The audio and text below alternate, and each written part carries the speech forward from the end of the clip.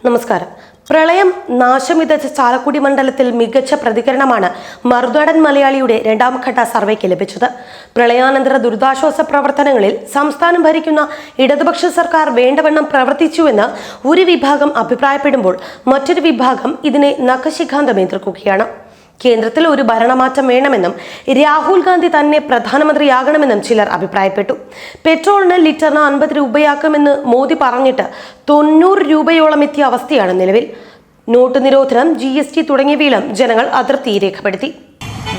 കേന്ദ്ര ഗവൺമെന്റിന്റെ ചില മോദിയുടെ നിലപാടുകൾ, വർഗീയപരമായ നിലപാടുകൾ ഈ തെരഞ്ഞെടുപ്പ് ബാധിക്കുന്നുള്ളതാണ് നമ്മൾ ഏകദേശം കണക്ക് കൂട്ടുന്നത്. ഞങ്ങൾ രണ്ട് വിഭാഗമായിട്ട് കാണുന്ന രീതിയിലുള്ള ഈ ബീഫ് നിരോധനം, പശുക്കളെ സംബന്ധിച്ച് ആൾക്കാരെ തല്ലിക്കൊള്ളുന്ന പരിപാടി, ഇതൊക്കെ ഇവിടെ വോട്ടിൽ പ്രതിഫലിക്കും എന്നാണ് പൊതുവെ നമ്മൾ ഇവിടെ സംസാരത്തിലൊക്കെ മനസ്സിലാക്കുന്നത്. കേന്ദ്ര ഗവൺമെൻറ് തെറ്റായ നയം ചൂണ്ടിക്കാണിക്കുന്നതിനുള്ള ഒരു പ്രതികരണമാണ് ഞാൻ കാണുന്നത്. വളരെ മോശമായ പെരുമാറ്റമാണ് കേന്ദ്ര കമ്മിറ്റിയിൽ. ഇവിടെ സാധാരണക്കാർക്ക് ജീവിക്കാൻ പറ്റാത്തൊരവസ്ഥയാണ്.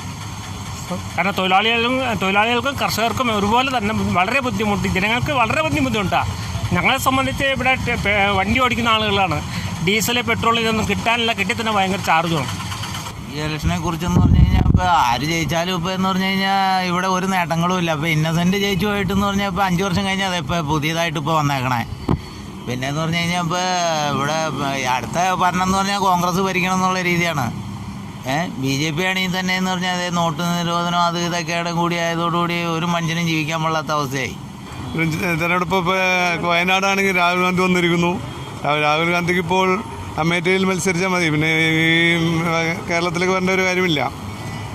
പിന്നെ ഞാൻ ചാലക്കുടി മണ്ഡലത്തിൽപ്പെട്ട ആളാണ്.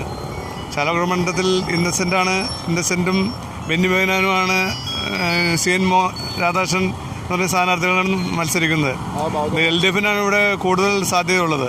ഇവിടെ എല്ലാ സീറ്റിലും ഇടതുപക്ഷം ജയിക്കും. കാരണം ഞങ്ങളെ സംബന്ധിച്ച് മോട്ടോർ തൊഴിലാളികളെ സംബന്ധിച്ച് 50 രൂപയ്ക്ക് ഡീസൽ തരുമെന്നും പറഞ്ഞ് അധികാരത്തിലെത്തിയവർ ഞങ്ങൾക്ക് 90 രൂപയ്ക്ക് വരെ ഡീസൽ മേടിക്കേണ്ട ഒരു അവസ്ഥയിലേക്ക് വന്നേക്കണേ. ജനങ്ങൾ വളരെ ബുദ്ധിമുട്ടിലാണ്. കള്ളപ്പണം പിടിക്കുമെന്ന് പറഞ്ഞു, കള്ളപ്പണം പിടിച്ചിട്ടില്ല.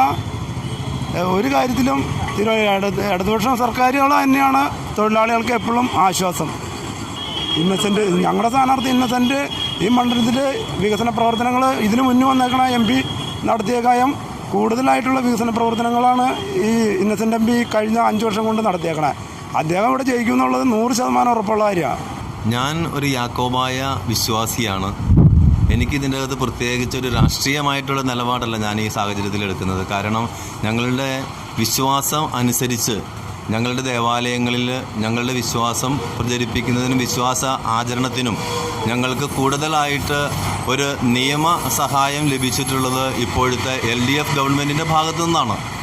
അപ്പോൾ തീർച്ചയായിട്ടും ഞങ്ങളുടെ LDFൻ്റെ ഭാഗത്തു നിന്ന് ഞങ്ങൾക്ക് സഭയ്ക്ക് അല്ലെങ്കിൽ ഞങ്ങളുടെ വിശ്വാസത്തിന് ലഭിച്ചിട്ടുള്ള സഹായങ്ങൾ വെച്ച് നോക്കുമ്പോൾ തീർച്ചയായിട്ടും LDFൻ്റെ സ്ഥാനാർത്ഥിക്ക് വോട്ട് ചെയ്യണം എന്നുള്ളതാണ് എൻ്റെ ആഗ്രഹവും തീരുമാനവും.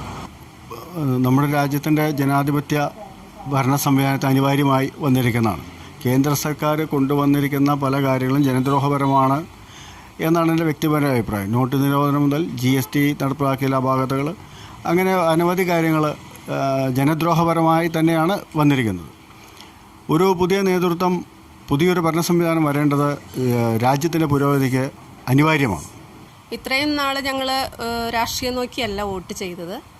ഇനിയും ഞങ്ങളങ്ങനെ രാഷ്ട്രീയം നോക്കി വോട്ട് ചെയ്യില്ല. പക്ഷേ ഞങ്ങളെ ഈ ഞങ്ങളുടെ യാക്കോബായ ഓർത്തഡോക്സ് വിഷയത്തിലൊക്കെ ഞങ്ങളെ സഹായിച്ച രാഷ്ട്രീയ പാർട്ടികൾക്ക് വേണ്ടി ഈ പ്രാവശ്യവും ഞങ്ങൾ വോട്ട് ചെയ്യും.